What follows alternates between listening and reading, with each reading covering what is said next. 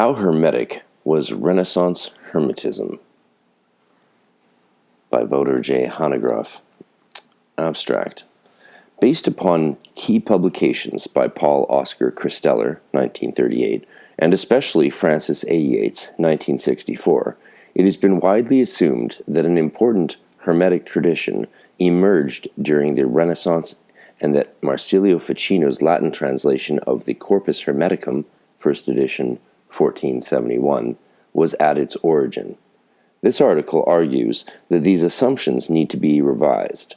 Close study of Ficino's original translation on the basis of Maurizio Campanelli's recent reconstruction and critical edition, published in 2011, makes it questionable whether Ficino understood much of the Hermetic message at all. And the famous unauthorized first edition of the Pymander, 1471, turns out to be corrupt in many crucial respects, leading to a long series of defective editions that obscured the actual contents of the Corpus Hermeticum for Renaissance readers. Hence, we seem to be dealing with a Renaissance discourse about Hermes, but hardly with a Hermetic tradition in any meaningful sense of the word. This is a continuation, in a sense, of the line of thinking that we covered in the last article, which Dr. Hanegraaff has been pioneering in the academic field of esotericism for our better understanding. This article is based upon a lecture given at the Warburg Institute in London on 19th of March 2014, and the author has a note thanking Jean-Pierre Brach, Rolf van der Broek, Joyce Pijnenberg, and Maurizio Campanelli for their critical comments on an earlier version of this article. He says he's also grateful to Francis Janssen for an important correction. He says, I would also like to acknowledge the Bibliotheca Philosophica Hermetica of Amsterdam for its unique facilities that made it possible to physically compare all the available editions and translations of the Corpus Hermeticum. That the Latin translation of the Corpus Hermeticum by Marsilio Ficino, 1433 to 1499, was an event of considerable historical importance has been known to Renaissance historians since 1938, when Paul Oscar Christeller first put it on the agenda in a seminal article in Italian, based on his then recently completed Supplementum Ficinianum researches. To the wider public, it has been known since 1964, when Francis A. Yates brought the Hermetic tradition to the attention of a mass audience by means of her much-noted book on Giordano Bruno. Since then, and up to the very present, a steadily growing number of publications have been referring to Renaissance Hermeticism, or the Hermetic tradition of the Renaissance, as an important dimension of early modern religion and philosophy. However, it has long been known to specialists that these concepts are extremely questionable for a combination of reasons that largely result from Francis Yates' popular influence. So let us begin to briefly summarize these problems.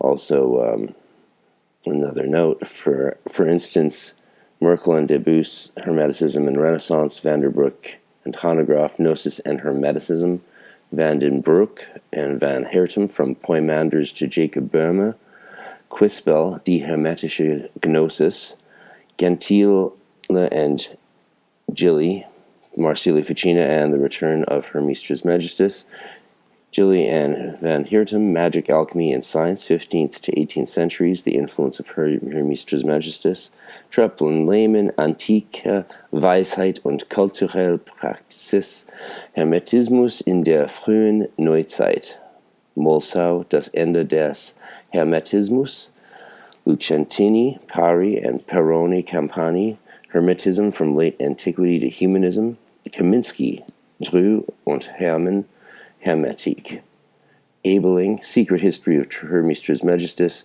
Moroscini, Hermes Christianus, Alt and Wels, Konzepte des Hermetismus, Alt Imaginäre, Geheimwissen, Untersuchungen zum Hermetismus.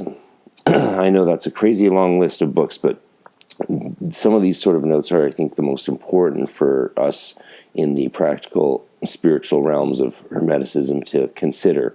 We need to hear this because there's so many books that keep coming out in our field that are just regurgitating the same sources and the same interpretations over and over again without us often becoming aware in the mainstream of this practice that so much work has been done and is really a wealth of field of scholarship for us to delve into. This is a lot of really good material.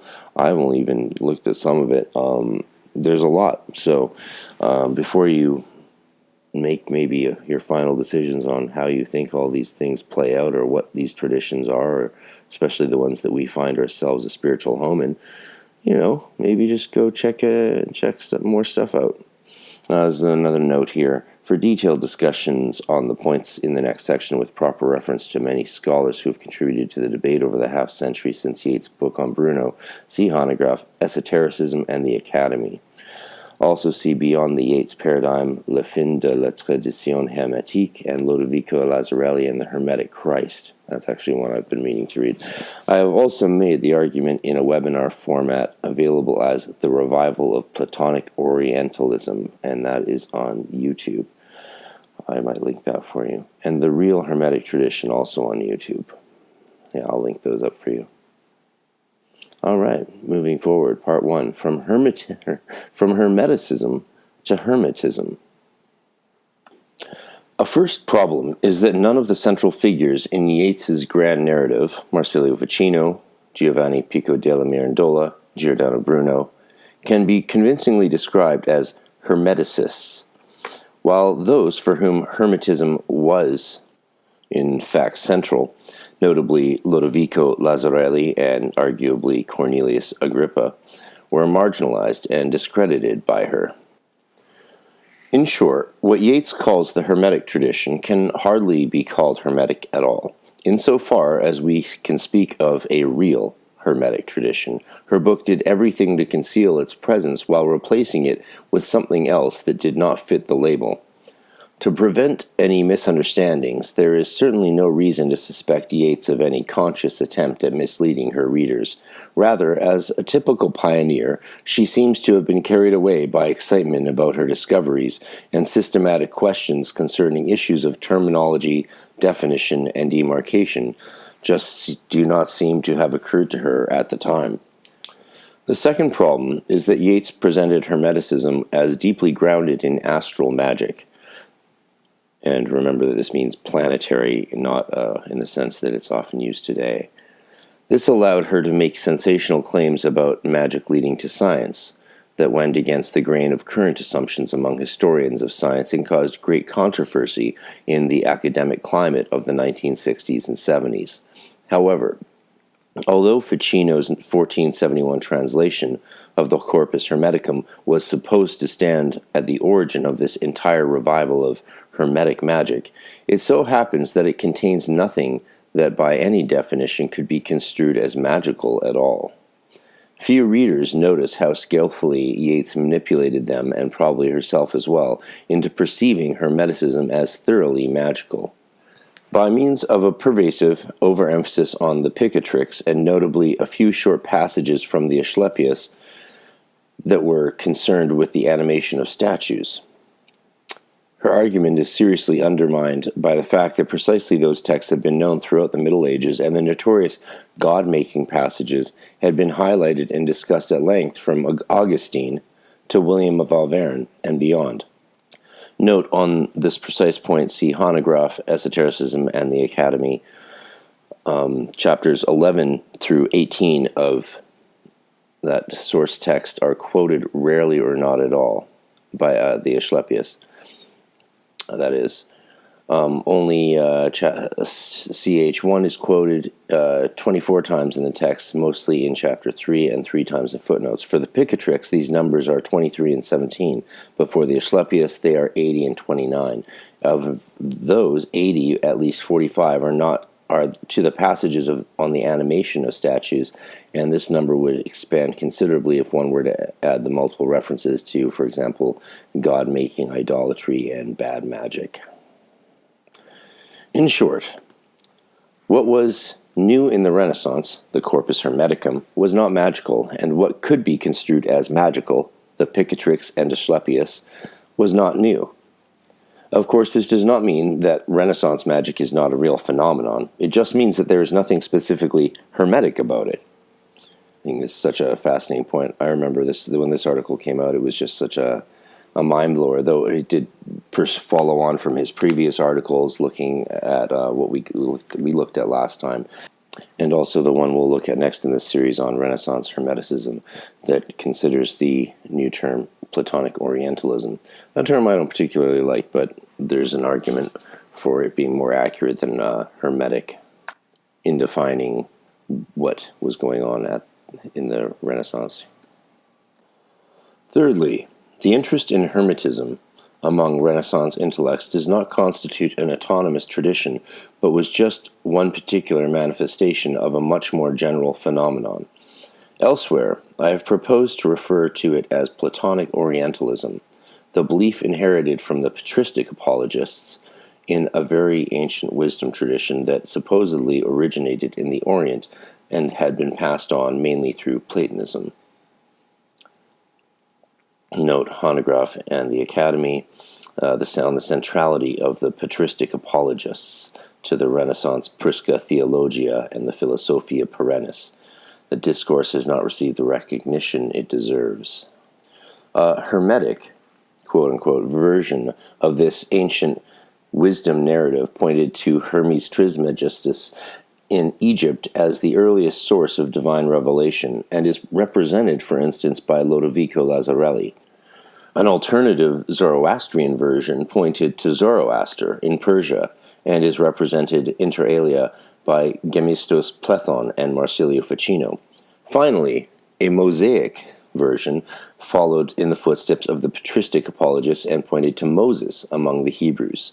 This last form of Platonic Orientalism took the form of Christian Kabbalah, due to Giovanni Pico della Mirandola's claim that the original wisdom had, in fact, been the divine Kabbalah revealed at Mount Sinai as a secret wisdom for the priestly elite next to the public law for the people of Israel. In short, what Yeats presented as the Hermetic tradition was in fact a Zoroastrian or Mosaic interpretation of Platonic Orientalism, and precisely the Hermetic interpretation was written out of her narrative. So Dr. Hanegraaff is pointing out that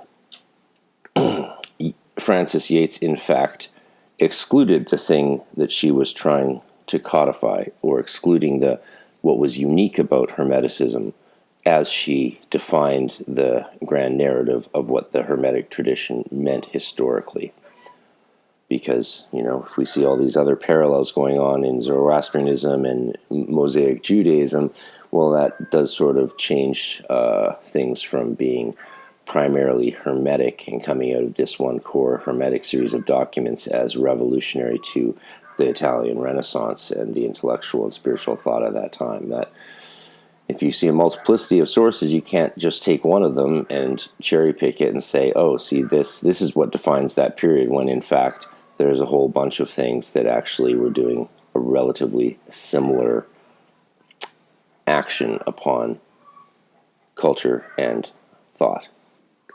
Finally, moving beyond Yeats's narrative and its influence, many later scholars have added further confusion to the notion of a Hermetic tradition by failing to distinguish clearly between the philosophical Hermetica in the Renaissance and their operative or technical counterparts, especially alchemy, traditionally known as the science of Hermes, and to a lesser degree astrology and natural magic.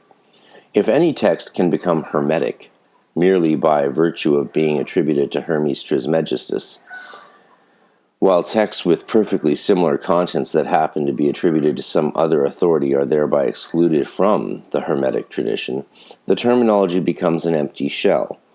In the rest of this article, I will be focusing exclusively on the transmission and reception of the philosophical Hermetica. If Hermeticism, or the Hermetic tradition, is better discarded as a meaningful category in the study of Renaissance culture, this certainly does not mean that the 15th, 16th century transmission and reception of the Hermetic writings loses any of its interest or importance. On the contrary, if we get rid of the inherited myths and misperceptions that adhere to this overworked terminology, this will allow us to focus with more clarity on what really took place. For referring to the entirely legitimate and important topic of the transmission and reception of the philosophical Hermetica specifically, I would propose to henceforth use the term Hermetism as distinct from Hermeticism. And there's a note there referencing Hanegraaff's essay on Lodovico Lazzarelli.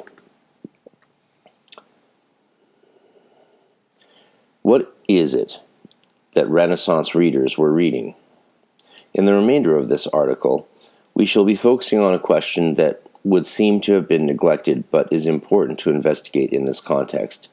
Did the Renaissance admirers of Hermes Trismegistus in fact understand the message that the authors of the Philosophical Hermetica had sought to impress upon their readers?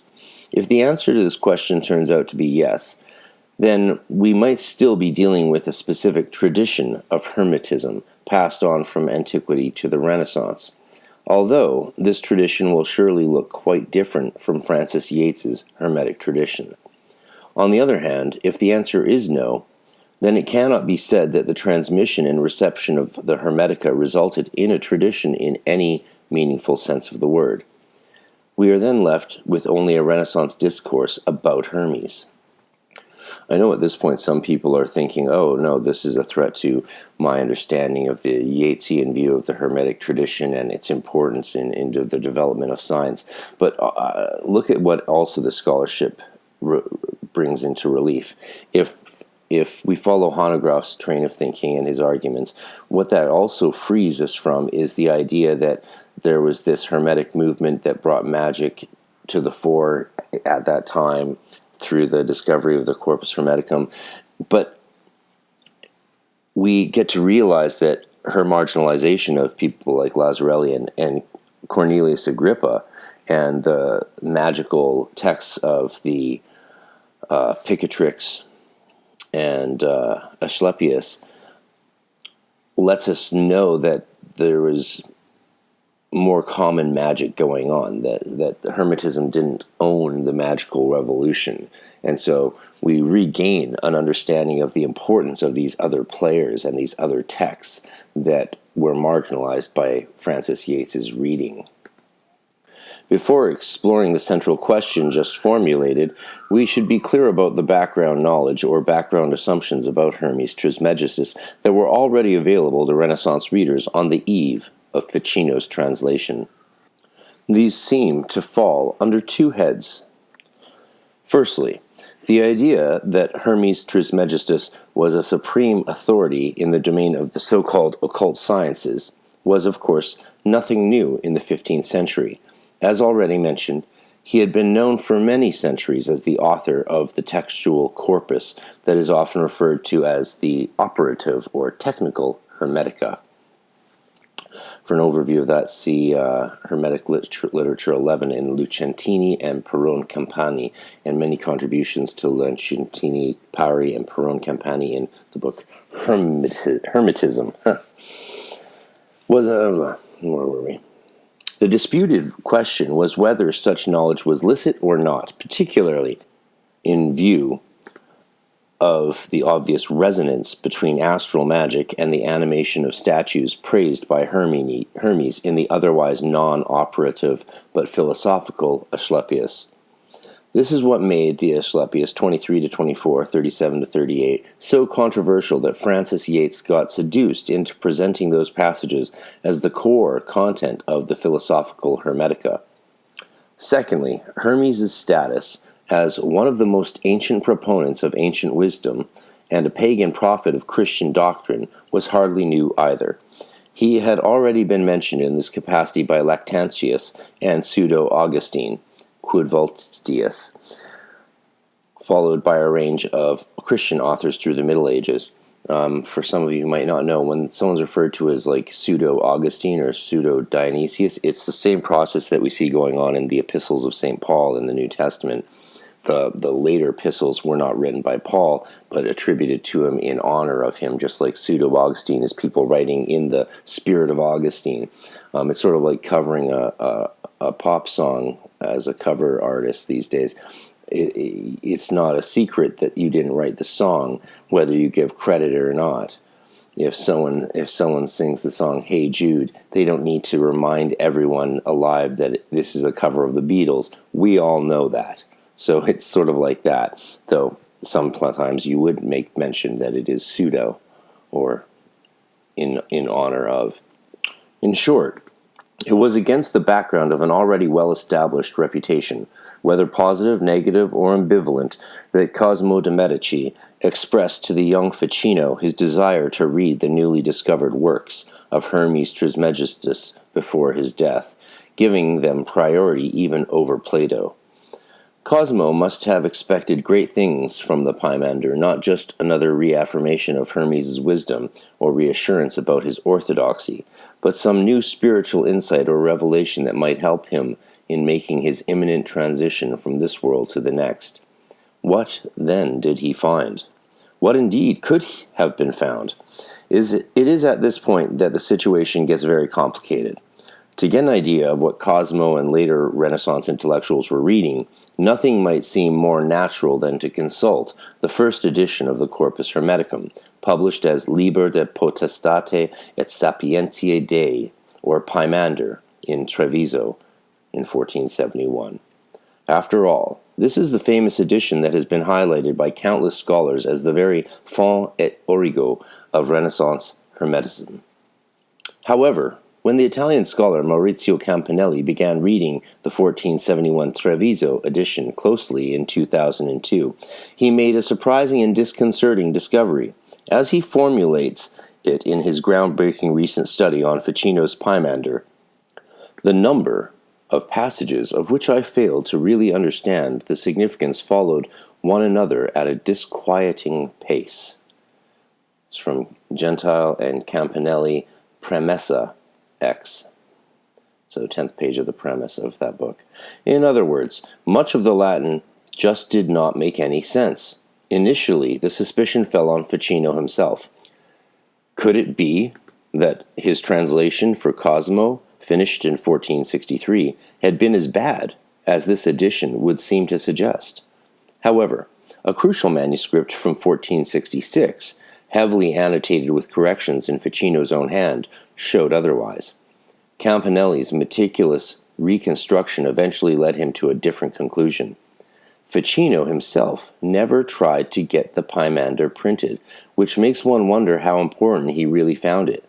And in 1471, Treviso edition is the unauthorized initiative of two humanists, the Flemish Gerard van der Ley, Gerardo de Lisa, and his Italian colleague Francesco Rolandello, who seem to have provided the manuscript, but somehow something went awfully wrong. It would appear that the printers were working under such heavy time constraints that they made countless errors as well as corrections that actually trivialized the text, and neither Vanderlei nor Rolandello seems to have taken the trouble to check and correct the proofs. As a result, the 1471 Treviso edition of the Pymander is, in Campanelli's wording, nothing less than an authentic textual disaster based upon scandalous negligence. The troubling fact is that precisely this butchered version of the Corpus Hermeticum has become the basis for the great majority of later editions throughout the Renaissance. See Figure 1, and there's a diagram of edition translations. Again, check out this essay yourself on online. Unfortunately, academia.edu is as corrupt as that business is, and it's the source for academic stuff. I hope academics can figure out a better way to do things that doesn't screw us over as much, but we shall see. So there's a bunch of editions from Venice 1481, 1491, 1505, 1516, 1549, and Basel 1551. This does not mean that the text remained unchanged, for the problems with the Latin translation did not go unnoticed, especially since the 1494 edition by Jacques Lefebvre de Taple. Various editors tried to improve the text as best they could, thereby creating a wide range of variant readings of an original that had already been wholly corrupt in the first place. What then about other editions? The second was published in Ferrara on the 8th of January 1472, just a few weeks after the Treviso edition, and is based upon a different manuscript. But although it is much more reliable, it seems to have remained a standalone edition without much further influence. The 9th edition, Florence 1513, was based upon yet another manuscript and became the basis for two later editions. The 11th, Basel, 1532, edited by Michael Isengrin, and the 16th, Krakow, 1585, edited by Annabelle Rosselli, with very lengthy commentaries. And finally, not counting vernacular versions, we have three editions independent of Ficino's text. The 13th edition consists of the first publication of the Greek original by Adrien Turneb, Paris 1554, together with a version of Ficino's Latin translation, heavily corrected and rewritten by Turneb on the basis of the Greek, but still recognizably Ficino's. The 15th was a new Latin translation by François Foix de Candalle, Bordeaux, 1574, and finally the 17th was yet another new translation by Francesco Patrizzi, Ferrara, 1591. Note Campanelli's Mercuri Trismegisti Pimander. So what we are dealing with is a great number of Corpus Hermeticum editions, full of variant readings, next to an even greater number of surviving manuscripts of Ficino's Pimander, those that were used for the 1471 Treviso edition and the 1472 Ferrara edition, however, are no longer extant. Based upon an extremely thorough comparison of all this material, Campanelli finally selected 15 manuscripts as a reliable basis for reconstructing Ficino's original translation. This version is the closest we will ever get to the text that Cosimo was reading. It was published by Campanelli in a meticulous critical edition in 2011, and that is the Mercuri Trismegisti Pimander. Having established what was and what was not accessible to Renaissance readers interested in the wisdom of Hermes, we can now begin investigating whether the original religious message of the Philosophical Hermetica was transmitted with any degree of accuracy to 15th and 16th century intellectuals. Part 3. Ficino's reading of Hermetism. What was that message? In a large article published in 2008 in the International Journal of the Platonic Tradition, that is, see Hanegraaff, Altered States of Knowledge, I provided a detailed analysis that takes issue with many details in currently available modern translations, English, French, German, Italian, Dutch. While the argument cannot be reproduced here, it relies on the assumption, partly inspired by Garth Fowden's analysis in the Egyptian Hermes, 1986, that the surviving treatises of the Corpus Hermeticum must be placed in a hierarchical order to be fully understood. We are dealing with a Hermetic paideia that comprises several successive degrees of initiation. Many Hermetic treatises would seem to fall under the category referred to in the corpus as general and further discourses, in the Greek genikoi logoi, exodiakoi logoi, and are concerned essentially with the groundwork of strictly philosophical knowledge that any pupil was supposed to master. Only after having done so could he embark on a process of initiation into successively higher levels of knowledge and bodily spiritual transformation that went far beyond rational philosophy and discursive language. I argue that CH1 describes the initial stage of that process, CH13 describes its logical continuation, and the treatise De Egdoade et Enneade, discovered at Nag Hammadi in 1945 and therefore unavailable to Renaissance readers, describes its final culmination. The argument in the rest of this article will ultimately have to stand or fall with the correctness of this analysis, for which I must refer the reader to my original article. which is probably one actually I should cover next before the Platonic Orientalism one. If you couldn't tell, what I'd really like is for this academic knowledge, in particular around the Renaissance and the Hermetic tradition, to enter into the common dialogue and discourse of especially those Hermetic adepts out there who know so much about the tradition but might not know about these recent, relatively extremely recent developments in scholarship and understanding of the history and texts. Let us begin with the strong emphasis on knowledge that is evident from the very first lines of the Greek Poimandres, ch. 1. The unnamed visionary, usually identified as Hermes, describes here how he fell into a kind of trance-like state in which an enormous being appeared to him and asked him right away, "What do you want to hear and see? What do you want to learn and understand?" Chapter 11. Quid est quod et audire et intuere desideras, quid est quod discere et qua intelligere cupus. That's from the Campanelli edition. So herein, in what follows, he will refer to Campanelli's critical edition of Ficino's original, but I won't mention any substantial divergences except for simple spelling variants with the 1471 Treviso edition. Unsurprisingly, Hermes' first question is, "Who are you?" The being then introduces himself as Poimandres, the mind of divine power, or in Latin, mens divinae potenti. Who knows what Hermes wants and is always and everywhere with him? Hermes responds that he wants to learn about the nature of things and know God. Cupio rerum naturam discere demque cognoscere. It is highly characteristic of the philosophical Hermetica that he is therefore not just interested in knowledge about God, but asks for information about the world as well. I find it crucially important to emphasize that Poimandres answers Hermes' question, or rather his two questions, one about the world and one about God, not by giving a didactic sermon, but by showing him directly. That is super cool. Note on the importance of this point, see Hanegraaff's article again, Altered States of Knowledge.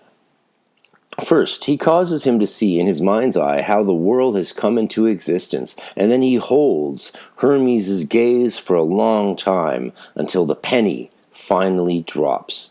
Hermes realizes that he is looking at himself, divine light, looking at divine light. It is only after these two direct visions have passed that Poimandres proceeds to explain them in words. This procedure is consistent with the frequent emphasis in various parts of the Corpus Hermeticum, at least one of which is missing entirely from the 1471 edition, as will be seen, on direct interior vision with the eyes of the heart or the mind. Note, for example, in chapter 411 of the Poimandres, eyes of the heart, translated by Ficino as internal eyes, oculisque internis, in the Campanelli edition, and also chapter 10, 4-5, the mind's eye, mentis oculis, or mensis if you're ecclesiastical Latin, Ficino 1471, mensis oculis. Chapter 13.3, the original can be translated as, by gazing with bodily sight, you do not understand what I am. I am not seen with such eyes. Translation from Copenhagen.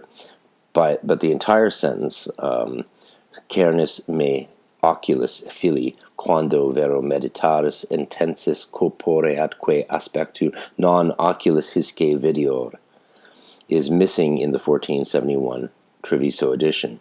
Chapter 13.11, I no longer picture things with the sight of my eyes, but with the mental energy that comes through the powers. Translation Copenhagen. Ficino has in that place, concipio non oculorum intuito sed actu mentis, qui per vires intimas exercitur. Campanelli edition, 100.108 to 109 of the text. And just by the way, for those out there who don't have even basic Latin, go grab the primer of Ecclesiastical Latin. There's lots of stuff on classical Latin, but these people, of course, at this time were more familiar with Ecclesiastical Latin, so that's why that's a good one to have.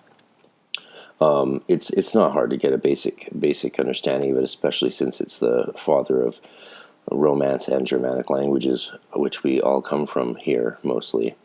And I love how, in hearing some of the different translations and their translations of those translations, you can really see that some of the stuff glossed by Ficino and finally put together in the recent composite versions that were most similar to what was read by De Medici,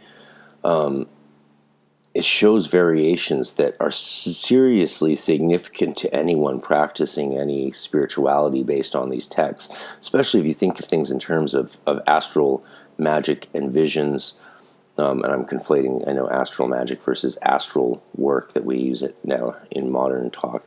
But with the ideas of scrying, path working, spirit vision, all of these sort of things, the terminology here is quite significant for those of us involved in the practice of this spirituality. Throughout the corpus, the process of conveying superior knowledge about the true nature of reality is supposed to be preceded by philosophical teachings. These truths must be understood by reason first, and must then be accepted as true on the authority of the teacher. In other words, the pupil receives information that can be readily communicated and understood, but its truth must ultimately be accepted on faith. Quite a few treatises of the Corpus Hermeticum, the general and further discourses referred to earlier, restrict themselves to such information. Nevertheless, it is characteristic of the Hermetic attitude that although theoretical knowledge is considered important and necessary as a preparation, it is not enough. A crucial passage in this regard occurs at the end of ch. 9. Quote, "If you are mindful, anunti, Asclepius, these things will seem true to you, but they will seem incredible, apista. If you are not mindful, agnuinti," my Greek's my weakest thing, so pardon me, "to understand, noisai, is to have faith, pistoisai, and not to have faith, apistasai. Apistasai is not to understand, me noisai. Reasoned discourse, logos, does not get to the truth, but mind, nous, is powerful. And when it has been guided by reason, logos, up to a point, it has the means to get as far as the truth. After mind had considered all this carefully, and had discovered that all of it is in harmony with the discoveries of reason, it came to believe, and in this beautiful belief it found rest. By an act of God, then, those who have understood find what I have been saying believable, but those who have not understood do not find it believable." That, again, is from the translation from Copenhagen with a few modifications. Again, see Hanegraaff's Altered States of Knowledge. This passage clearly describes a hierarchy of types of knowledge. Reason, logos, and faith, pistis, are necessary prolegomena. But the actual gnosis, referred to by a family of etymologically related words, is a gift from God, and its content can no longer be communicated through reasoned discourse, but only beheld directly by some faculty beyond the senses and reason. Note, conveniently listed by Copenhagen, who emphasizes the problem of translating the Hermetic vocabulary of perception, cognition, and intuition. He continues by stating that especially problematic is the large family of words cognate with the noun nous, or mind, e.g. noeo, noema, noesis, noetos, enoia, dianoia, pronoia, etc., and with the noun gnosis, or knowledge, e.g. gignosko, gnorizo, prognosos, diagnosos, etc. The first section of this first discourse, for example, contains 4 of these words: thought, enoios; thinking, dianoios; know, gnonoi; and understanding, noesis. See Hermetica, page 96. Okay, so just backtracking, based on reason, logos, faith, pistis, and gnosis, we're considering the knowledge that can only come beyond reason and the faculties of our senses. And so, however, if we now compare this passage with Ficino's translation, we make some surprising discoveries. First of all, it is important to note that the negation, not in Copenhaver's translation, is based upon an emendation by Arthur Darby Nock, who, following Zielinski, and for perfectly convincing reasons, changed mu or moi in the manuscript into u. See Copenhaver Hermetica. Most modern translations have adopted this emendation. An exception is Salomon van Ooyen and W. Wharton, Way of Hermes, 45. And the passage there is, my discourse leads to the truth. The mind is great, etc. Since the negation does not occur in Ficino's Pymander, which does not achieve the mind, does not result in the mind, it's funny how these little things saying, can make all the difference in interpreting a text. It's no small thing when we say an older translation might have misled or given someone the wrong idea of what it was actually talking about, because the difference between something does not achieve this or does achieve this is huge. And let me say, since my background's in biblical scholarship in Hebrew, Aramaic primarily, if we had that many versions of early biblical texts, we'd have a lot of problems. But we actually don't have that many versions of biblical texts.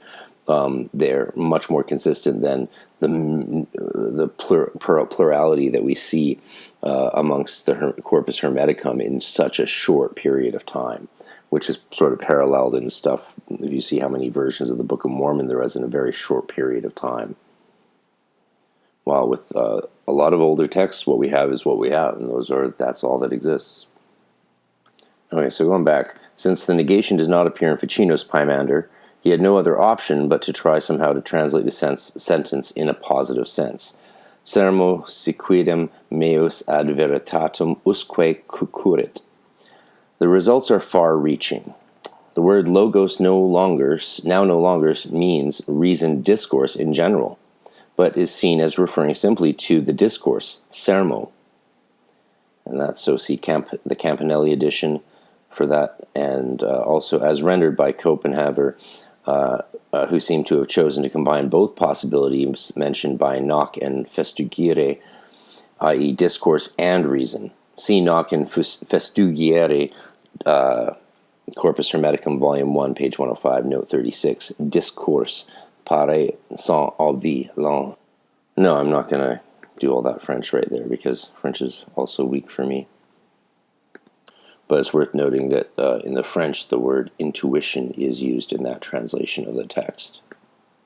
So we've moved away from the idea of logos being a reasoned discourse delivered by Hermes to Asclepius, to just the idea of a discourse, a sermo, given to Asclepius, and which he assures him will lead to the truth.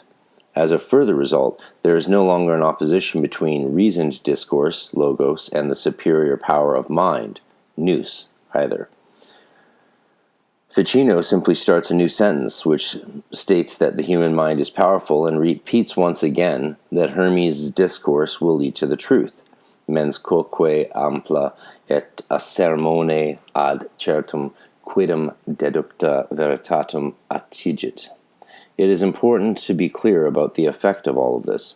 To a reader like Cosmo de' Medici, and to later readers of Ficino's Pymander, there was nothing left now to suggest that reasoned discourse is limited and must give way to some supra-rational gnosis. Instead, the passage has been reduced to no more than a conventional affirmation on Hermes' part that his teachings lead to the truth.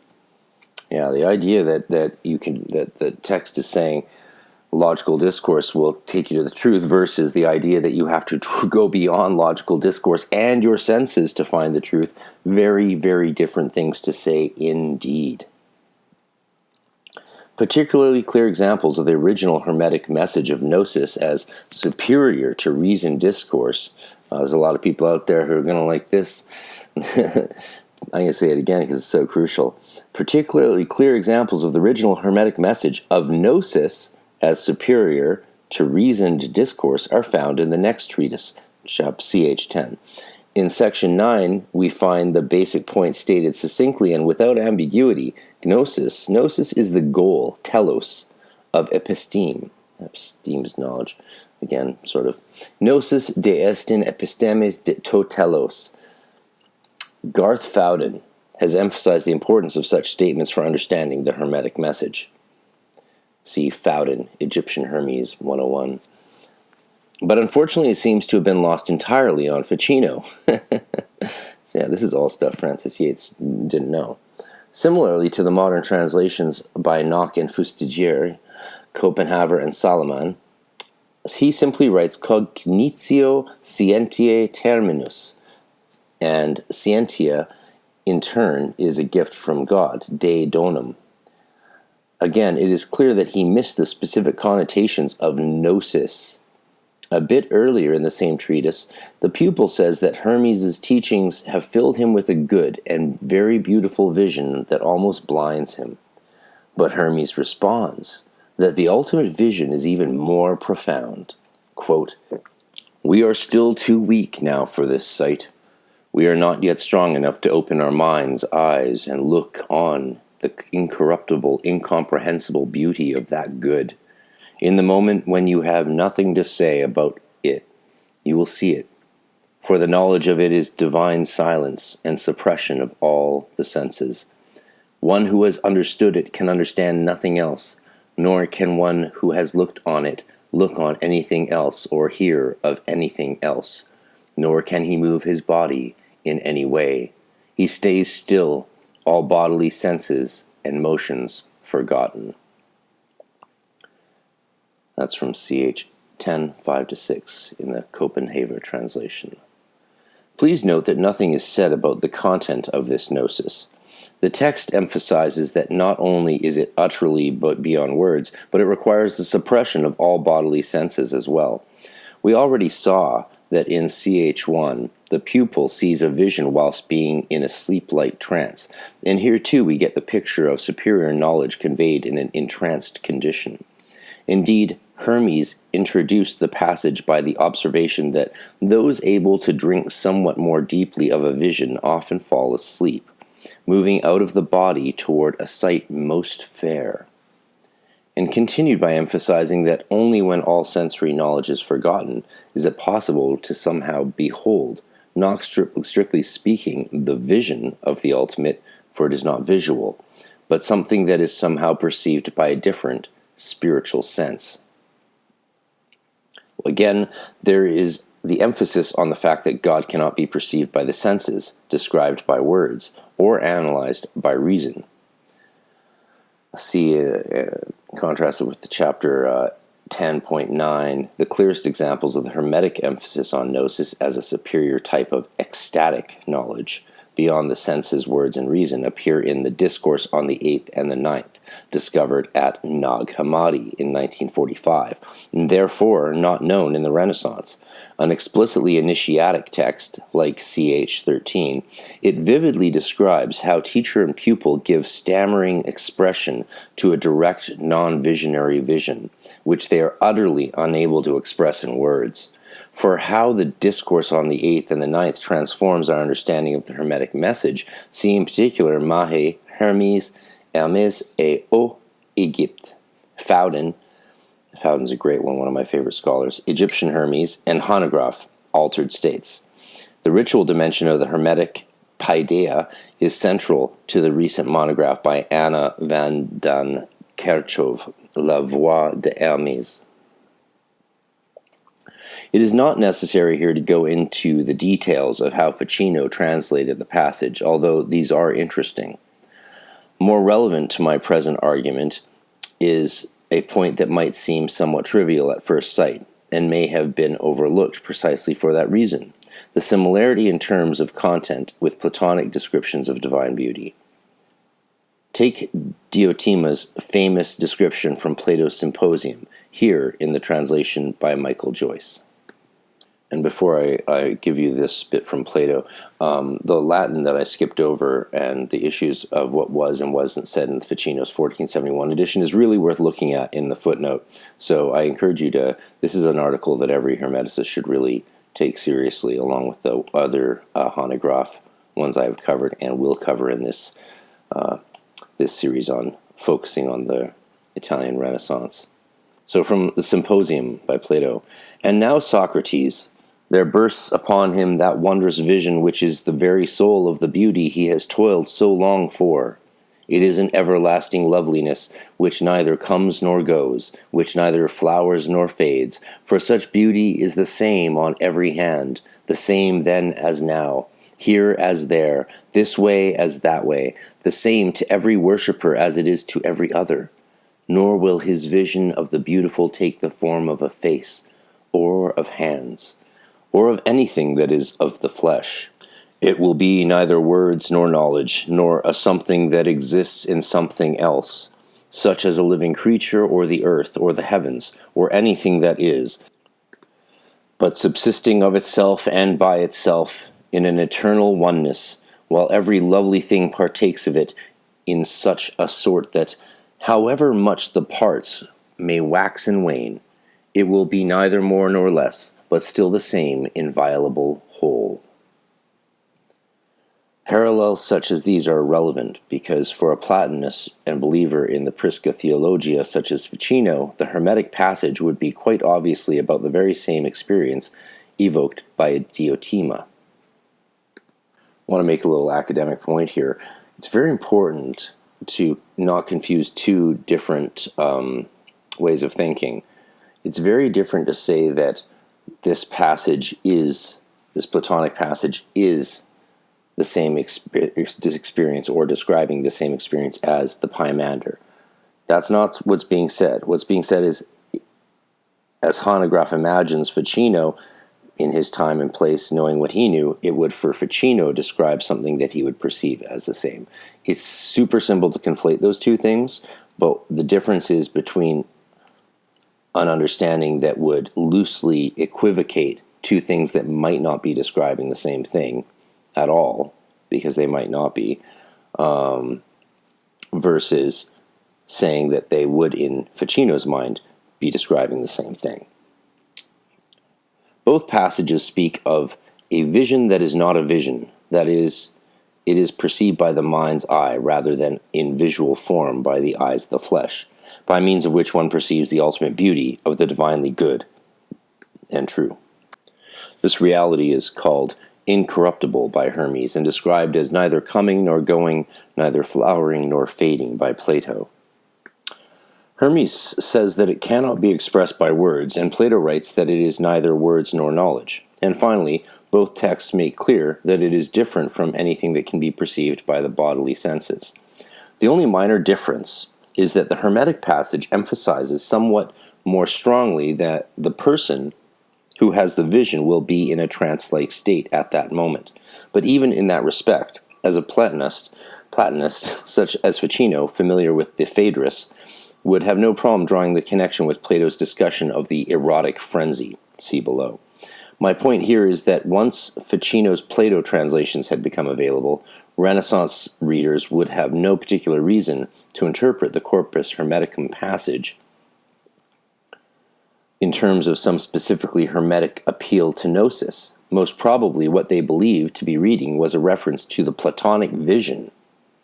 This confusion happening in the Renaissance as a result of Ficino's work is sort of, I think, what Hanegraaff is talking about when he says that Francis Yates's interpretation of Ficino and the Hermetic tradition cuts out what is Hermetic because of this very confusion.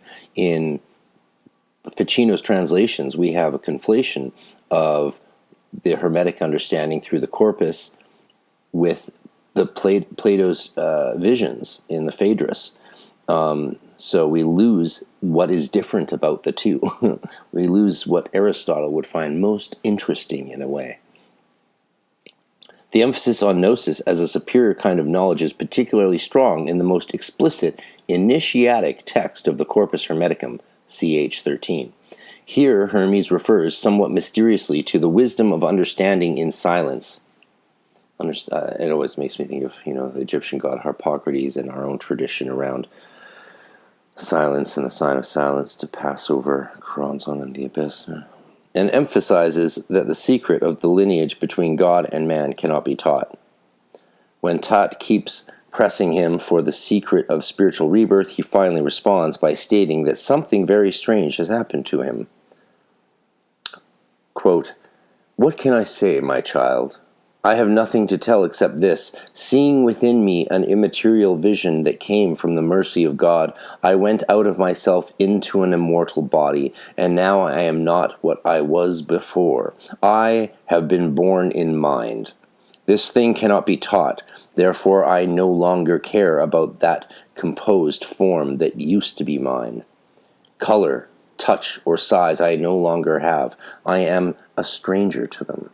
Now you see me with your eyes, my child, but by gazing with bodily sight you do not understand what I am. I am not seen with such eyes, my child." That's CH 13.3 and the Copenhagen translation, with modifications for which you should see Hanegraaff's again, Altered States of Knowledge.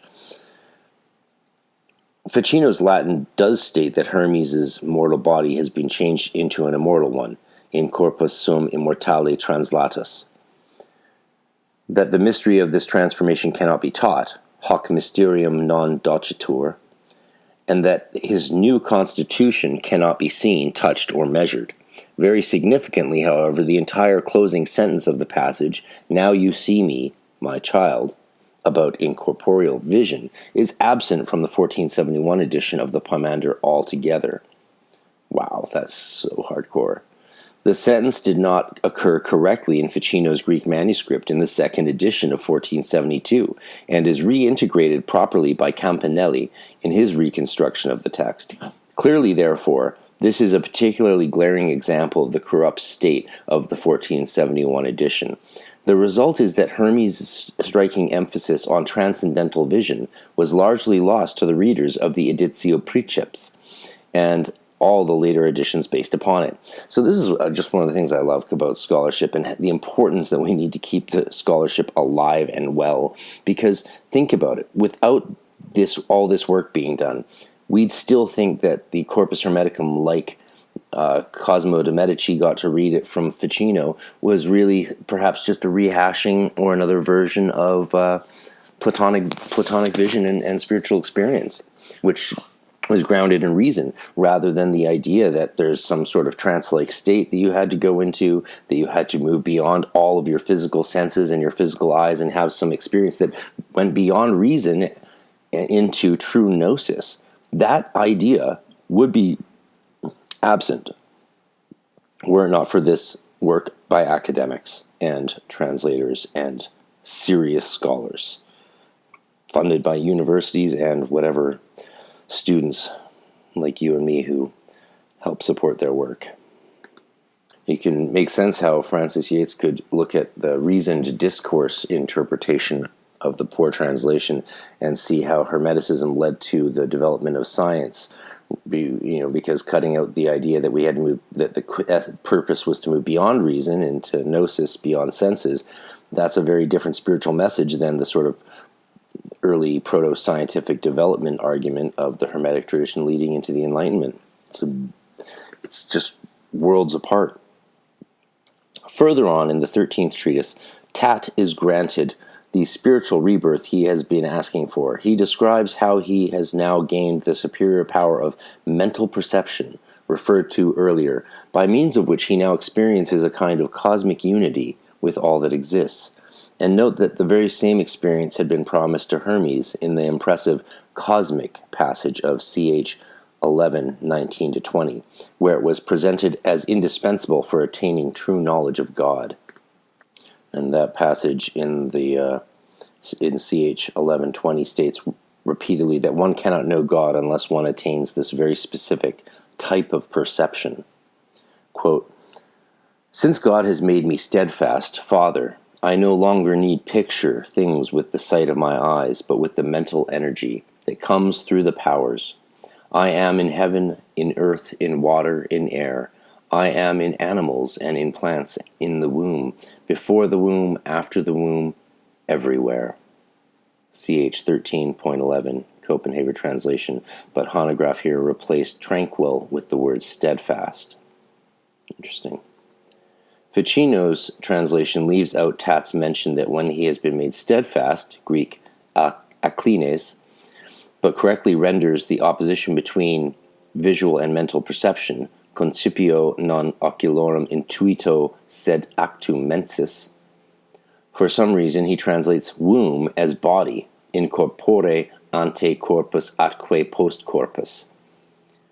What we have found at this point is that Ficino's Pymander shows remarkably little concern for or understanding of the specific hermetic connotations of gnosis as a superior, suprasensual, and suprarational knowledge of God that cannot be expressed in words but only experienced in silence. Passages that we would nowadays see as key references in that regard, from a perspective admittedly that is strongly informed by the crucial discovery of the Discourse of the 8th and 9th in 1945, the Nag Hammadi Library collection of manuscripts, that is, which also helped us date the original Corpus Hermeticum, by the way, were treated prior to the 2nd century, blah, blah, blah, were treated quite carelessly by Ficino, and were usually translated in such a manner that their original connotations remained obscure or wholly invisible. These findings become somewhat easier to understand if we take into account that Ficino's model in translating the Corpus Hermeticum was the Latin Asclepius. It so happens that the Asclepius is extremely poor in references to gnosis as understood above, and never really goes beyond the level of philosophical, or if one prefers, theological discourse. The text contains extensive discussions about the true nature of and relation between God, the world, and man. But these remain of a theoretical kind. One will search in vain for any direct reference to a suprarational gnosis, or, for that matter, for references to ecstatic or trance-like states as a condition for receiving such gnosis. The simple fact is, then, that Ficino had no particular reason to expect that he would find in the Corpus Hermeticum some doctrine different from what he already knew from the Asclepius. Pious theoretical reflections on the nature of God, man, and the universe, because he did not know what to look for. He essentially missed the specificity of the Hermetic message, which claims that such rational knowledge, although important in its own right, must ultimately be transcended in an ecstatic mental vision beyond visual imagery, reason, or language. Still, we cannot hold Ficino entirely blameless for failing to get the message, for it was in fact possible for readers in the later 15th century to gain a much more accurate understanding. We know this from the case of Lodovico Lazzarelli, 1447 to 1500, who translated the final 3 treatises of the Corpus Hermeticum, not included in Ficino's Pymander, which contains only ch 1 through 14, and also left us an original neo-Hermetic treatise called Frater Hermetis. Lazzarelli did not have to rely only on Ficino's Pymander for his knowledge of Corpus Hermeticum 1 through 14, for he was using an independent Greek manuscript as well, and clearly studied it very carefully. In sharp contrast with Ficino, it appears to have been obvious to Lazzarelli that the Hermetic message was focused entirely on the search for true felicity by means of self-knowledge and knowledge of God. Note, for Lazzarelli's life and work in critical editions with annotated translations of his Hermetic writings, see Hanegraaff and Boothorn, Lodovico Lazzarelli. Also, this can be proven from certain details in Lazzarelli's references to the Corpus Hermeticum in his Frater Hermetis. Again, see the aforementioned book. The very structure and central message of his Frater Hermetis shows that he fully understood the crucial Hermetic tenet that reasoned discourse leads only to a certain point, but must be transcended in an ecstatic experience beyond rational understanding. For that reference, see Hanegraaff's article Lodovico Lazzarelli and the Hermetic Christ. Nothing suggests that Ficino recognized the Corpus Hermeticum as conveying such a doctrine. That he shows so little sensitivity to the specific connotations of gnosis and related terms in the corpus, always translated simply as cognitio, certainly reflects the influence of the Asclepius as a model, and furthermore of discourse during the Renaissance. The terminology was associated far too strongly with the universally rejected heresy of the Gnostics. That makes sense. So there's a bias at work there that affected textual translations. The very first apology of Gnosticism, Abraham von Frankenberg's Theophrastia Valentiniana, dates from 1629 and was published by Gottfried Arnold only as late as 1703. Before that time, one could not expect a Christian writer such as Ficino to use the term gnosis in a positive sense with reference to his own beliefs. Indeed, Lazzarelli does not do so either. Like Ficino, he always uses the term cognitio. It's a huge point. Note, it is significant that Lazzarelli in fact misrepresents from the beginning of the Poimandres, chapter 1.3, in order to emphasize its relevance to knowledge of the self. He introduces that theme with reference to the Delphic Apollo's Gnothi Souton, then introduces Hermes, and finally states that it was in answer to the question, how would I be able to know myself, that Poimander told Hermes, embrace me with your mind, and I will teach you everything you wish to know, and proceeded to teach him. Actually, Hermes had asked Poimandres for knowledge about God and the world, not self-knowledge. Another excellent, important point. Part 4. The ecstatic Plato.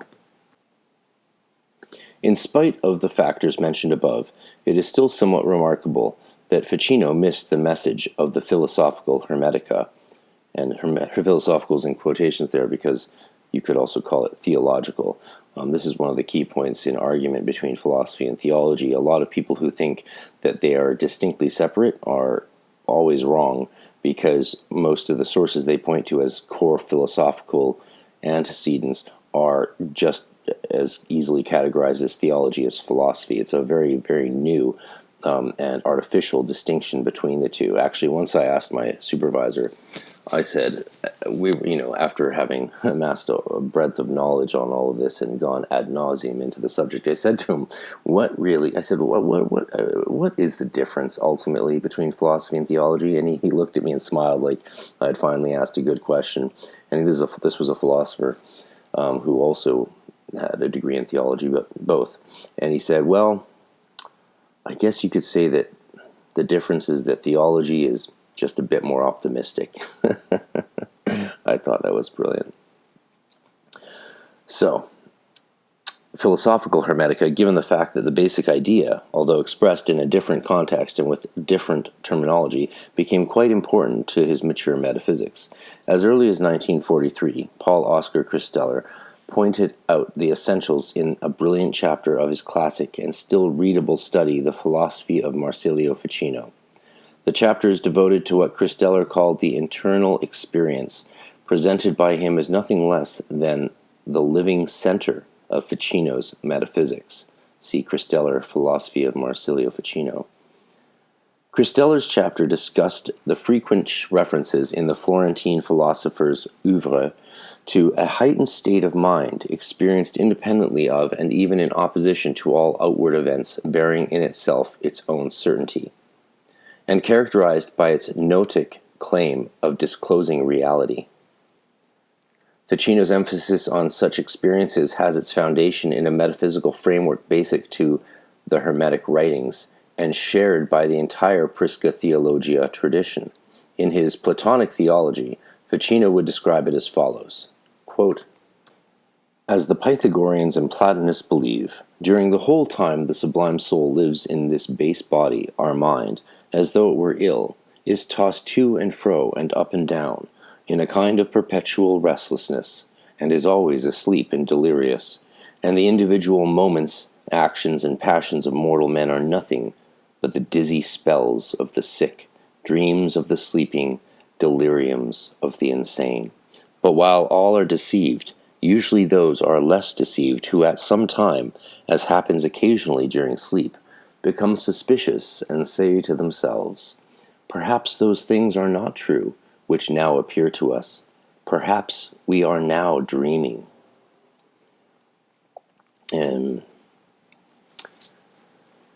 the Latin is Quumembrum totum id tempus quod sublimis animus in infimo agit corpore mentem nostrum velit egram perpetua quarum in quitudine hac et illec sursum deusumve iactare nec non dormitare sempre delirare Pythagorici et Platonici arbitrantur singulasque mortalium motionis actionis passionis nihil esse aliud quum vertigines egrotantium dormientium somnia insanorum deliramenta.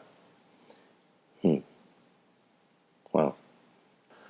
So, exactly the same premise is found in the philosophical Hermetica. We need to wake up from our world of deluded perception and become aware of a divine reality that is so different from it that reason cannot understand it, the senses cannot perceive it, and words are powerless to express it. Such waking up is understood quite literally as an instance of psychological healing. It cures us from the sick delirium of the insane, as Ficino puts it, and makes us sober and clear-minded. It is thus that we gain knowledge of what really is, and can no longer be deluded by chimeras. The basic paradigm for such knowledge Ficino seems to have found not in Hermes, but in Plato himself, and more specifically in the dialogues concerned with love. In 1468, after Ficino had finished his translation of Plato's complete works and felt a need to summarize the essence of Platonic teaching, he did so by writing a treatise on love. And this commentary on the Symposium, popularly known as De Amore, is in fact an excellent summary of Ficino's essential beliefs. See on De Amore, its doctrine and its context, and see Hanegraaff, Under the Mantle of Love, article he did.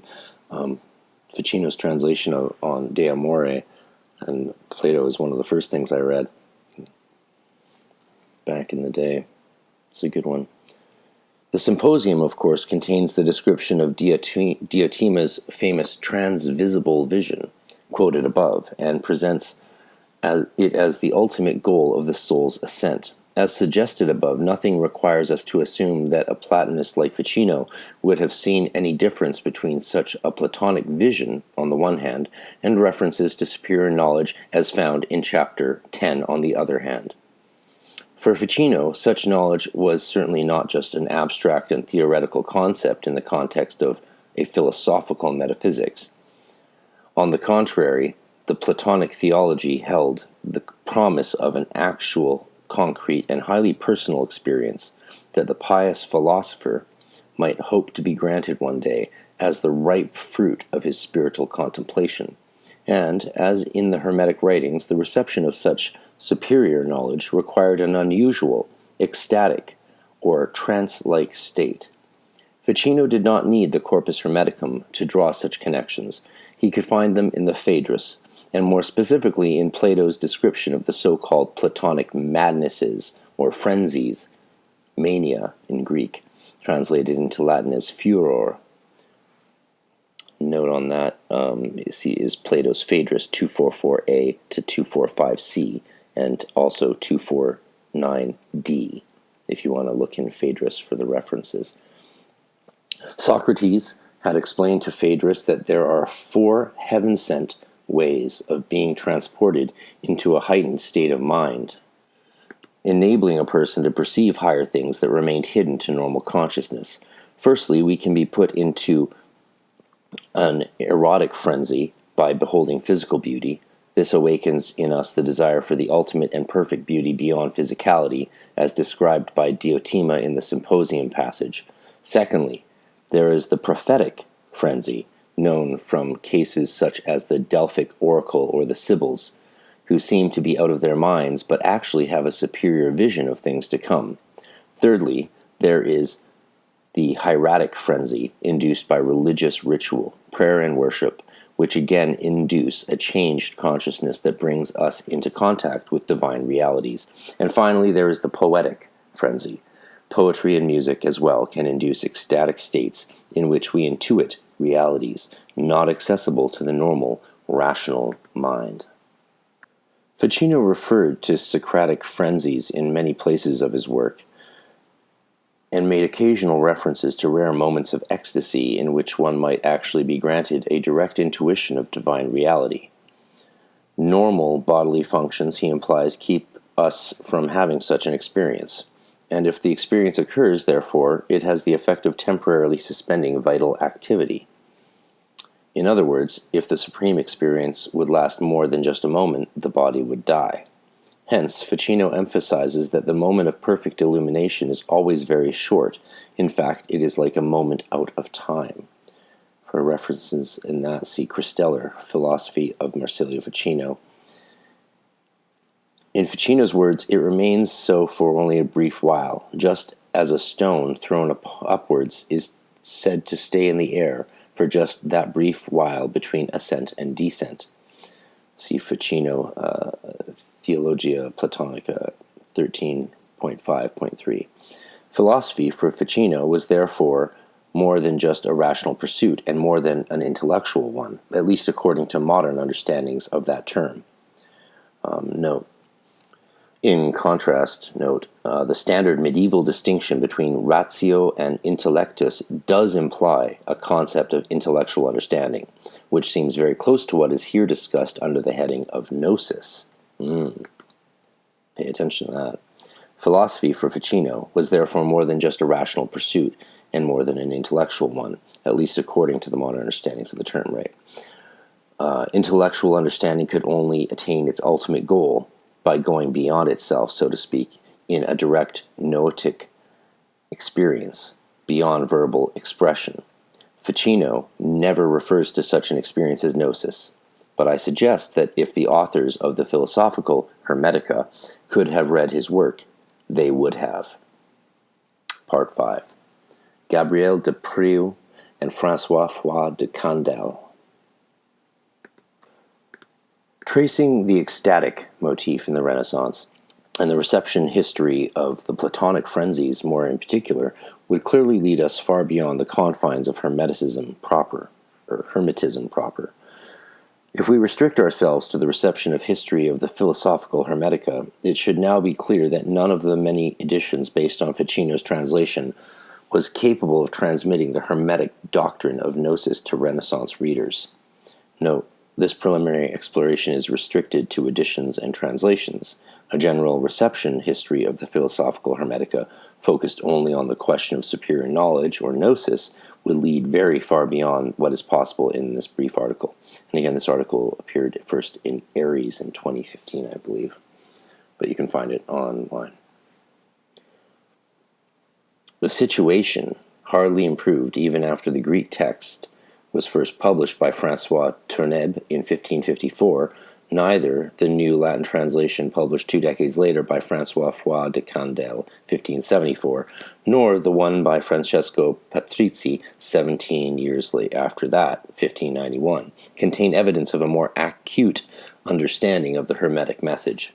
And if we look at yet another of the unusual suspects of Renaissance Hermetism, at least according to Francis Yates's narrative, we discover that while Giovanni Pico della Mirandola's 10 Hermetic Conclusiones, 1486, clearly reflect the influence of the Corpus Hermeticum, their focus is entirely theoretical, and they show no interest in any concept of superior knowledge, or gnosis, with or without ecstatic states of consciousness, which I think is very strange given Mirandola's, Pico's interest in Kabbalah. Note also, for instance, with respect to the crucial passages of CH 9.10, Foix de Candalle has intelligere namque credere est, non credere autem non intelligere, sermo etenim meus ad veritatum usque pervenit. That's Candale's Mercurius Trismegisti Piemanders, while Patrizzi has nam intelligere est credere, non credere vero, non intelligere est. Sermo enim meus pertingit usque ad veritatum. That's Patrizzi's Hermetis Trismegisti Libelli Integri. As could be expected, both do insert the sentence at the end of CH 13.3 or 13.4 in Foix's numeration that was left out by Ficino. Foix de Candalle has conspice me ophili oculus dum obtutu fixe me corporeo visu consideras, ego nunc non hisce oculus conspicio ophili. And Patrizzi has Cernis meo fili oculis quando vero deprehendis obnixus corpore, et visu non oculis his conspicior o fili. See also Patrizzi's translation of the passage from CH 13.11. The reference to steadfastness is interpreted as part of the previous sentence, i.e., whoever has attained the rebirth, etc., is made steadfast by God. Stabilis a Deo factus. And the next sentence reads, O pater videor mihi non visione oculorum, sed virtutum intelligibili actu. In cholo esse, in terra, in mari, in aere, in animalibus esse, in stirpibus, in utero, ante uterum, post uterum ubique. I know that's a lot of Latin, but it's interesting to me, so I'm sure it's interesting to some other people. And if it just encourages some of you to pick up a primer of ecclesiastical Latin, more power to you. As far as I have been able to ascertain, there are very few exceptions to this disappointing lack of understanding concerning ancient Hermetic spirituality among Renaissance thinkers. As we have seen, only Lazzarelli appears to have grasped the Hermetic message with some degree of adequacy already during Ficino's lifetime, but his Frater Hermetis was published only in a seriously abridged version by Lefebvre d'Etaples in 1505, and its impact seems to have been small, with the notable exception of Cornelius Agrippa, whose essential beliefs were indebted to Lazzarellian Hermetism much more profoundly than has been recognized so far. That's a point that I always love. For that story, fascinating as it is, I have to refer the reader to a separate publication. That is Hanegraaff's Better Than Magic essay, which we have already covered on this podcast. Apart from Lazzarelli and Agrippa, I have so far found only two relative exceptions to the general lack of comprehension of Hermetism among Renaissance thinkers. Gabriel de Preux's French translation of the Corpus Hermeticum, published in 1549, was based upon three different editions of Ficino's Latin translation, and de Preux notes himself that these contradicted one another in so many respects that it made him quite nervous.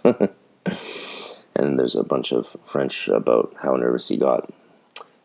The hierarchy of types of knowledge in CH 9.10 has vanished in de Preux as it had in Ficino.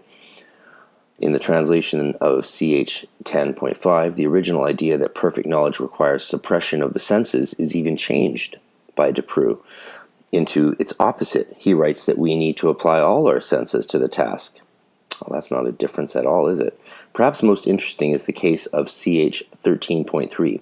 De Preux does reinsert the final line that was omitted in Ficino's translation, and his French version can be rendered as follows, quote, What shall I say, my son? I do not know what to say, except that I beheld a true spectacle and vision that it pleased God to reveal to me by a special grace, so that I am now translated into an immortal body. Such as that I am no longer who I was before. I am made into the likeness of God's thought that was recently shown to me. It is a mystery, my son, that one should not teach just like that, nor publish rashly and unthinkingly. Learn this, therefore, and see it clearly through the appearance of that element that has been created and formed, through which this mystery can easily be seen and known through one's eyes. You see that because of this element, I do not take into account the first species that I have, since I have an altogether different color, texture, or limit than before. For I am now withdrawn from all those things.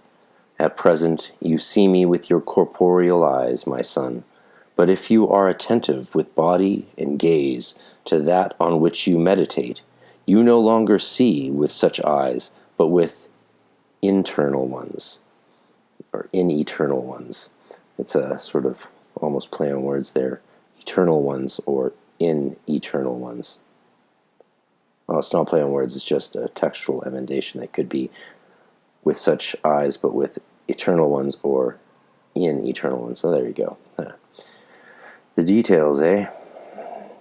What we see here is the passage is interpreted in terms of a vision given to Hermes by God through a special act of grace, and as an allusion to a Christian understanding of interior rebirth or regeneration.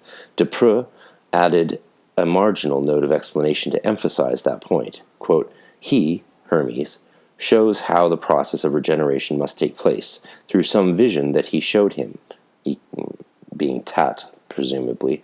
Note that just as he seems to be other than he was, without his body changing into different species than before, it is thus that must happen this regeneration through the Son of God taking on a human body, under which his divinity is hidden, as says St. Paul in Romans 5:2.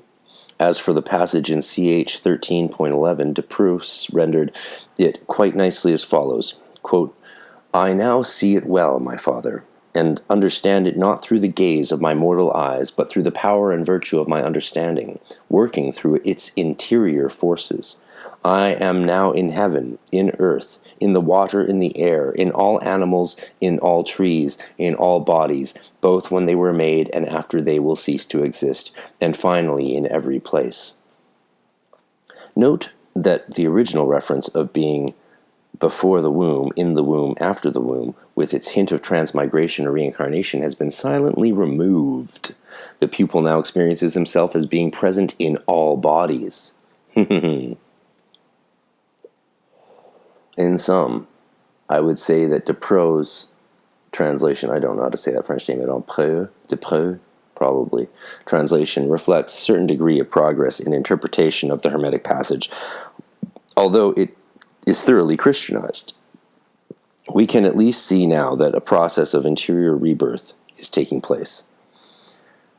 So it's not just presence in all bodies, it's an actual rebirth thing and again, these are pagan texts being rewritten by Christians in a sense.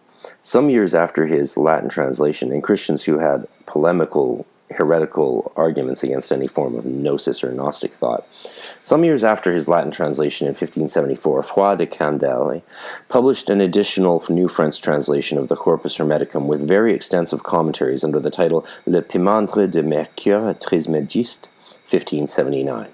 In his interpretation of CH 9.10, he seems to suggest that the truths of faith lie beyond the domain where language, la parole, can reach. This is probably no coincidence, for in his long and verbose commentary, based upon the leading idea of a perfect consonance between the Hermetic teachings and the Christian faith, Frater de Candalle now presents us with something very close to the hierarchy of knowledge originally intended in the Hermetic text. He argues that faith has its degrees and distinguishes between a first degree of simple listening and a second degree of believing, and a third and highest degree of understanding and knowledge of God. Sounds very similar to the ideas from the Abramelin text. Of course, there's this whole tradition of literature that we don't have anymore, except by representative examples in grimoires. Quote, the third degree is knowing or understanding, which is given by God to the man who generously pursues in himself the exercise of faith, through which he advances in the knowledge of divine things, through the opening of that grand example of whom we have often spoken, and in whom man sees that which the mouth cannot speak, the eye has not seen, and the heart has not thought, as seen by St. Paul in his ecstasy, by Moses on the mountain, and by Hermes in his vision. The last reference is, of course, to the vision of Poimandres described in CH 1. Frater de Candalle emphasizes that it does not involve corporeal sleep and, interestingly, makes explicit reference to the Platonic terminology of divine frenzy through erotic desire. Quote, when the affection and generous will make use of their intelligible virtues with ardent desire to conceive of a subject that is greater and more worthy of veneration than they are capable of comprehending, and by this means they can be easily vanquished and subjugated even without any corporeal sleep through the intelligible virtues, guided by a good will and ardent affection, as we see happen to Hermes in this place, without any corporeal sleep and abnegation and suppression of the senses. Frater de Candalle explains that this is how saintly persons have always been addressed by God in visions, mentioning Daniel and St. Paul as examples. In such cases, the normal bodily forces and faculties are temporarily suppressed so that they fall to the ground and nothing is left to them but, quote, the use of reason, intelligence, and knowledge, together with the other intelligible virtues, for which it is more than reasonable that all corporeal actions and virtues make place while keeping silence, given their dignity over above matter and all that belongs to it. That the contents of the vision go beyond normal understanding is likewise typical for true divine ecstasy, according to Frater R C. Hermes perceives a person who is, quote, boundless, which must be understood in terms of size, and incomprehensible, that is to say, as regards his form or representation, which are the pure qualities proper to the vision of a subject that is so marvelous that it can neither be understood by any measure or figure, nor circumscribed by the imagination, no matter how subtle. Of course, Frater R C is thinking entirely from a pious Roman Catholic perspective, assuming that Hermes represents the eternal Christian truth of the Philosophia Perennis, the perennial philosophy. That's the idea that all of history and all of human thought has always led up to and will lead back to Christ. But he also does show at last some explicit interest in and sensitivity to the original Hermetic concept of superior knowledge, although obviously without using the terms such as gnosis, which is what should probably be used. This was a modest first step at last towards a more adequate understanding of the Hermetic message. Part 6. The end of a grand narrative. My conclusions in the previous section do not pretend to be more than exploratory. Very important research has been done in recent years on the material transmission of Hermetic texts by means of editions and translations during the Renaissance, and such research is the indispensable foundation for everything else. But because most of his research does not go beyond the bibliographic level, we still have much to learn and discover about how the contents of the various editions and translations in fact relate to each other, or about how editors, translators, and commentators interpreted those contents from their various doctrinal or philosophical perspectives. With respect to Ficino, what I have been arguing can be summed up in one sentence. He does not seem to have understood much of the specific religious message of the Philosophical Hermetica when he translated the Corpus in 1463. But he did discover a closely equivalent message in the Platonic philosophy, obviously understood by him through the lens of various other Middle and Neoplatonic authors and texts. I love that to an academic that's a simple one sentence. If my analysis is more or less correct, there are several consequences. Firstly, the iconic status of the 1471 Treviso edition of Ficino's Pymander needs to be revised and relativized. Due to its butchered condition, it must have created more confusion than clarity, and moreover, it did not bring anything new to what Renaissance thinkers already knew, or rather believed they knew, about Hermes and his message. Secondly, Renaissance Hermetism was actually not very Hermetic at all. So the essential Hermetic doctrine of salvation by means of a supra-rational knowledge or gnosis was largely or completely overlooked, with just very few exceptions, perhaps only Lazzarelli, followed by Agrippa, who again, Agrippa and Lazzarelli are the two that Frances Yates had to minimize in her study, if not discount almost entirely, for the sake of her grand narrative and argument of the quote-unquote Hermetic tradition. It seems that Renaissance intellectuals were far more interested in aspects that are, in fact, marginal to the Corpus Hermeticum and the Philosophical Hermetica generally. Notably, the idea of a venerable Prisca Theologia, and concepts of astral magic. Thirdly, it follows that we cannot speak of a Hermetic tradition in any precise sense of the word, that is to say, of an actual transmission of Hermetic spirituality from late antiquity to the Renaissance. That terminology should be abandoned. It is much more correct to speak of a discourse about Hermes, or as we would say in my field, trends or vogues. Finally, this discourse should not be seen as some autonomous entity. It makes more sense to see it as just one dimension of a much broader and more fundamental Renaissance discourse on ancient wisdom. As suggested earlier, we might refer to it as Platonic Orientalism, the idea of a very ancient spiritual wisdom transmitted by Platonism and originating not in Greece but deriving from some Oriental source. The most important candidates were Zoroaster, Hermes, and Moses, and hence we could speak of a Zoroastrian, a Hermetic or a Mosaic variant of Platonic Orientalism. Very significantly, the Hermetic variant was defended not by Ficino, but by Lazzarelli. Ficino preferred the Zoroastrian option, while Pico della Mirandola went for the Mosaic one. All of this implies a decisive final end to the grand narrative presented by Frances Yates half a century ago. While some readers might regret this, Yates herself, in an article published in 1979, showed a healthy sense of realism and modesty in this regard. My next book will not be a Yates thesis, but only another Yates attempt at laborious digging or a signposting of fields in the hope that others will dig more deeply. That's what she said. That's, we all get wiser as we get older, don't we? And so they have done indeed.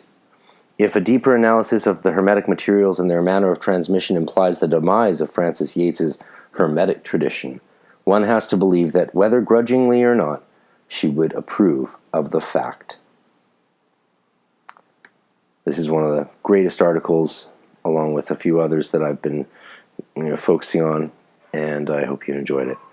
Please check out other book recommendations from academics and scholars at occultauthors.com. Get my newsletter and link to other academic associations at esotericebooks.com. Ciao for now.